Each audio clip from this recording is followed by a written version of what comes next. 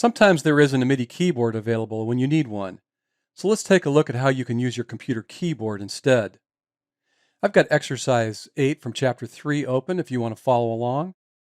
And I've already got a drum clip here on the drums track, and I want to record a simple little bass part here on the buzz bass track. Now, if you don't have a MIDI keyboard, we can just use our computer keyboard. And we can activate that by clicking the piano button up here in the control bar on the upper right-hand corner, or you can activate that using your M key. And you can see here I'm pushing that and it's toggling that on or off. Now, just note that there are certain commands mapped onto your computer keyboard, and when you activate the computer MIDI keyboard key, that will override some of those mappings, and some things may not work. So if you run into that problem and you wonder why certain shortcuts or mappings that you've created aren't working, just disable that computer MIDI keyboard key and they'll all start to work again. All right, so now that we know that we can do this, we need to learn how the MIDI keyboard is mapped onto our keyboard. So let me show you a graphic and let's talk through that. So here's a regular keyboard, and this area that I'm circling with my mouse is the letters area of the keyboard.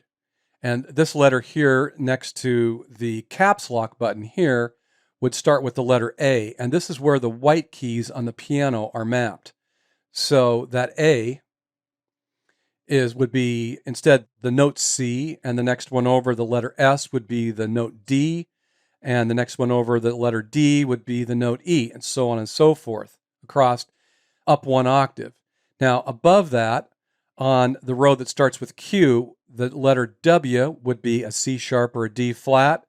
The letter E would be a D sharp or an E flat, and then going up from there. Now, the bottom row here has a special function, and that is to transpose our octave that this one octave keyboard is operating in, either down an octave or up an octave. So that means that the Z key would be octave down, and the X key would be octave up. And then the next two letters over from there, the C and the V key, will be our velocity changers. So C would be down 20 in default velocity, and V will be up 20 in the default velocity. Okay? So let's go back over to live and let's see how that plays out. Now, I've already got the buzz bass track record enabled, so I can audition this now, the little part that I'm going to play, and it's a very simple one. I'm just going to play the note E to the note D to the note A. So that's going to be the D key to the S key to the H key.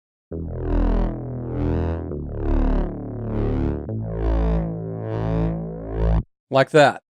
So to get ready to record here, I'm going to put my cursor at the beginning of the track. I'm going to double check to make sure my metronome is turned on and that I've got a count in set. And now I can hit the record button here, the arrange record button, or I can use the quick key F9 to start record. Now, before I do that, I'm going to do one thing to kind of cheat. I'm going to go into the edit option here, and I'm going to go down to record quantization, and I'm going to turn on record quantization at the quarter note. So when you play with your computer keyboard, it's a little bit iffy in terms of really being accurate in terms of time.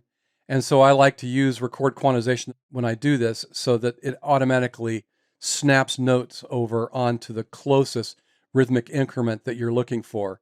And here I'm playing long notes, and so quarter notes should be enough to get these to land right where they need to be once we're done. So I'll turn that on. Now I'm going to hit F9 and start recording.